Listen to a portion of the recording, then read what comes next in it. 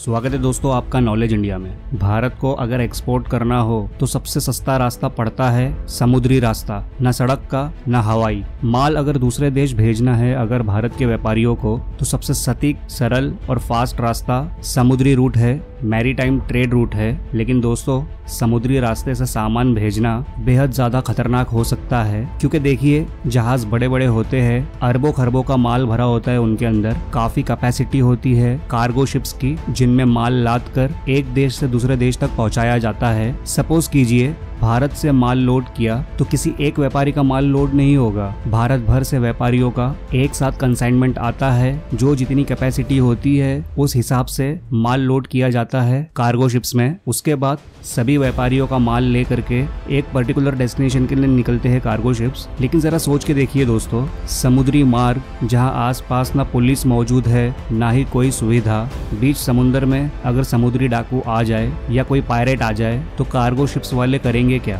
ये कोई युद्ध पोर्ट तो है नहीं, तुरंत तोप निकाली और उड़ा दिया। दोस्तों इन्हें अपने हिसाब से कुछ सिक्योरिटी मेजर्स करने पड़ते हैं, कुछ डिफेंस मेजर्स भी इन्हें करने पड़ते हैं। और आज की इस वीडियो में हम जानेंगे कि कैसे भारतीय कार्गो शिप्स समुद्री डकैतों से अपनी सुरक्षा करते हैं। ये जो मानक है ये ऑलमोस्ट दुनिया भर के जो अलग अलग देश है, हर प्रकार की कार्गो शिप्स इन मानकों को मानता है। इसके बाद हम जानेंगे आखिर भारत की नेवी, भारत की जो नेवी है वो कैसे लड़ती है समुद्री डाकुओं से। तो चलिए शुरुआत करते हैं इस वीडियो की। सबसे पहले जो कार्गो शिप्स होते हैं उनके रिम में जो बाहरी इलाका होता है वहां पर वाटर कैनन्स लगा दिए जाते हैं, यानी कि पानी की तोपें अगर कहे तो गलत नहीं होगा। दरअसल ये वाटर नोजल्स होती है जिनमें बहुत ही हाई प्रेशर का पानी, कुछ पंप लगे होते हैं जहाजों के अंदर, कार्गो शिप्स के अंदर, जिनका काम होता है समुद्र का पानी खींचना और इन नोजल्स के माध्यम से तेज फोर्स से फेंकना। अब ये बहुत सारी कैनन्स होती है, चारों तरफ रिम के अपर रिम रहता है, जहाज के वहां लगी होती है और इन्हें बाकायदा रिमोटली भी ऑपरेट किया जा सकता है। और अगर मैनुअली ऑपरेट करना हो तो इनका हेड मूवेबल होता है,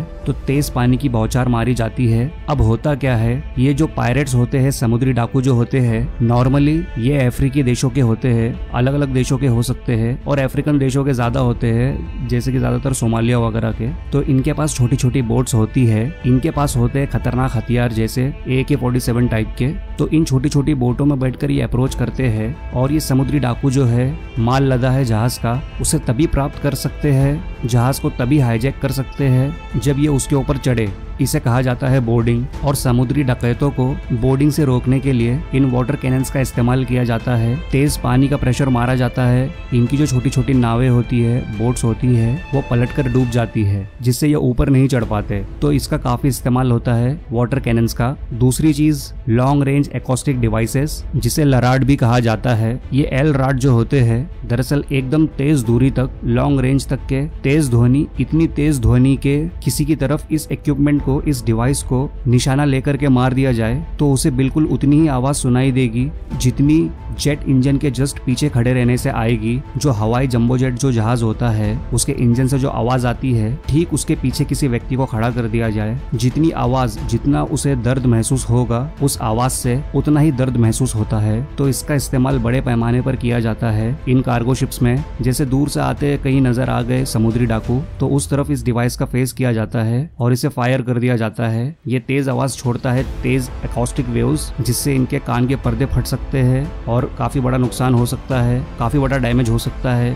और इन्हें आगे बढ़ने से ये रोक सकते हैं। लेकिन ये समुद्री डकैत भी बहुत चालाक होते हैं। इन्हें मालूम है कि LRAD नाम की जो मशीन है, लॉन्ग रेंज एकॉस्टिक डिवाइस नाम की जो मशीन है, ये इन कार्गो शिप्स पर डिप्लॉय रहती है। तो ये अपने कान में ईयर प्रोटेक्शन लगा के आते हैं। दोस्तों आपको बता दें, LRAD की फ्रिक्वेंसी इतनी तेज होती है, इतनी तेज होती है कि क्योंकि बोन कंडक्शन से हम इंसानी कान आवाज को सुन पाते हैं। इंसान के कान जो होते हैं, पर्दे से जो आवाज जाती है वो बोन कंडक्शन से जाती है, हड्डियों के माध्यम से जाती है, तो ये आवाज पहुंची जाती है। तो ईयर प्रोटेक्शन भी काम नहीं करता इस मशीन के अगेंस्ट। तो ये बहुत ही अच्छा तरीके का सेफ्टी मैकेनिज्म होता है। इसके अलावा अब आप विश्वास नहीं करेंगे, समुद्री डकैतों से बचने के लिए एक सस्ता और बहुत ही इफेक्टिव तरीका जो होता है कि बहुत सारे डमी क्रू मेंबर्स के जो नाविक है, उनके पूरे डमी यूनिफॉर्म में उनके जैसे हु हूबहू मैनीक्विंस यूनिफॉर्म में ये बहुत सारी तादाद में रखते हैं जो भी कार्गो शिप्स वाले होते हैं, और जहाँ उन्हें नजर आया कि दूर से उस तरफ से आ रहे समुद्री डकैत, तो ये उन सारी डमीज को उन रिम के आसपास लगा देते हैं, जिससे ऐसा महसूस होता है कि बहुत सारी तादाद में क्रू मेंबर्स शिप्स पर मौजूद है, तो इस शिप पर बोर्ड करना सही नहीं होगा, जिससे समुद्री लुटेरे अपना रास्ता बदल लेते हैं। तो ये भी एक रणनीति है जो कार्गो शिप्स वाले अपनाते हैं। इसके अलावा लेजर्स का भी इस्तेमाल किया जाता है। जो पायरेट्स एकदम करीब पहुंच जाते हैं, ये लेजर्स उनकी आंखों पर मारा जाता है, जिससे वो शिप्स के ऊपर चढ़ ना पाए, ये भी किया जाता है। इसके अलावा रोप बैरियर्स, एक स्पेशल किस्म के रोप्स होते हैं और स्पेशल किस्म की गन्स होती है। इन गन्स के माध्यम से पानी पर तैर सकने वाली रस्सियों को छोड़ दिया जाता है, जहां देखने को मिलता है कि उस तरफ से समुद्री डकैत आ रहे हैं अपनी छोटी छोटी बोट्स में बैठ करके, तो तुरंत पानी के ऊपर में छोड़ दिया जाता है उन रोप्स को बड़ी तादाद में। ये रस्सियां जो होती है, जो समुद्री डकैत आते हैं उनकी छोटी छोटी बोट्स के जो प्रोपेलर्स रहते हैं, जो पीछे पंखा लगा रहता है प्रोपेलर, उसमें ये रस्सियां जाकर फंस जाती है और उनकी शिप्स जाम हो जाती है। तो ये भी एक टेक्निक है जो इस्तेमाल की जाती है कार्गो शिप्स की सुरक्षा के लिए। दोस्तों, ये तो हो गई कार्गो शिप्स की सुरक्षा की बात, जो खुद सेल्फ तरीके से की जाती है अपने आप से। लेकिन बात करें भारतीय नेवी की, तो भारतीय नेवी बहुत सारे टैक्टिक्स का इस्तेमाल करती है इस प्रकार के पायरेट से। सिर्फ देश के जहाजों को नहीं, बल्कि विदेश के जहाजों को भी बचाने में बहुत काम करती है। तो चलिए जानते हैं कौन सी टेक्निक इस्तेमाल करती है इंडियन नेवी समुद्री डकैतों के खिलाफ। सबसे पहला, पेट्रोलिंग। इंडियन नेवी उन इलाकों को मार्क कर चुकी है जहां पर बहुत ज्यादा पायरेसी की घटनाएं होती है, समुद्री डकैती होती है। ये वहां पर पेट्रोलिंग लगातार करते रहते हैं। दूसरी चीज क्या होता है, एस्कॉर्ट्स। अगर किसी कार्गो शिप ने मैसेज भेजा, जिसे SOS मैसेज कहा जाता है, मदद के लिए अगर उन्होंने मैसेज भेजा और अगर इंडियन नेवी की कोई वॉरशिप वहां पर तैनात है, तो उस तक अगर वो मैसेज पहुंचा तो वॉरशिप्स क्या करेगी, तुरंत जो है तो इंडियन नेवी के मार्को कमांडोज हो गए या दूसरे नेवी मैन हो गए, सैनिकों को छोटी शिप से भेजती है। छोटी शिप्स में बैठकर वो जाते हैं और कार्गो शिप्स को एस्कॉर्ट करके उन्हें अपने पीछे रास्ता दिखाते हुए ले आते हैं और समुद्री डकैत कुछ नहीं कर पाते। तो ये एक तरीके का मेथड होता है। दूसरा मेथड,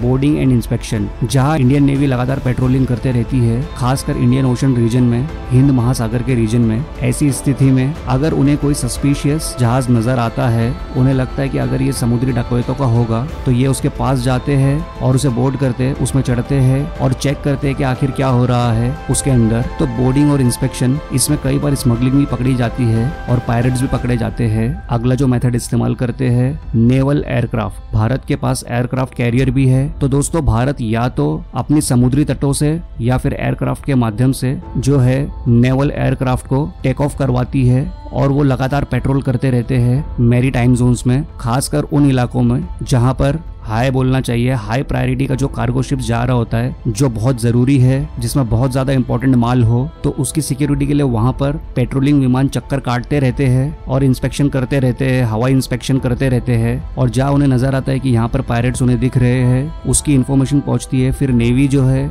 एक्शन में आ जाती है। इसके अलावा इंटरनेशनल कोऑपरेशन में भी बहुत अच्छे से काम करती है इंडियन नेवी। अगर एक पर्टिकुलर देश का जहाज अगर फंस जाता है और वो अपनी देश की नेवी को मैसेज भेजता है और उसके नेवी की वॉरशिप अगर दूर होती है, तो वो देश की नेवी संपर्क करती है भारत की नेवी से और भारत उनके लिए वो ऑपरेशन करता है। कभी कभी दो देश मिलकर भी ऑपरेशन करते हैं, ऐसा काफी बार होता है और ऐसा कई बार देखा गया है और कई बार जॉइंट ऑपरेशंस किए गए कई देशों के द्वारा। आगे बढ़ते हैं और आपको बताते हैं एंटी पायरेसी एक्सरसाइजेस के बारे में। देखिए, अलग अलग देशों की अलग अलग नेवी के अपने अपने एक्सपीरियंस रह चुके हैं इन समुद्री डकैतों के साथ डील करने में। तो उन एक्सपीरियंसेस को आपस में साझा करने के लिए हर देश, अलग अलग देश जो रहते हैं, एक साथ मिल करके एंटी पायरेसी एक्सरसाइज करते हैं और अपनी रेडीनेस को शो करते हैं कि भाई किस तरीके से हम जो है इस प्रकार के समुद्री डकैती का कोई इंसिडेंट होता है तो इसे हम काउंटर कर पाएंगे। तो उसके मैकेनिज्म को सीखने के लिए एंटी पायरेसी एक्सरसाइजेस लगभग हर देश की नेवी खुद भी करती है और दूसरे देश की नेवी के साथ मिलकर भी करती है। तो इसमें भारत की नेवी भी शामिल रहती है। तो दोस्तों, कुल मिलाकर इन तकनीकों के माध्यम से और इन मेथड्स के माध्यम से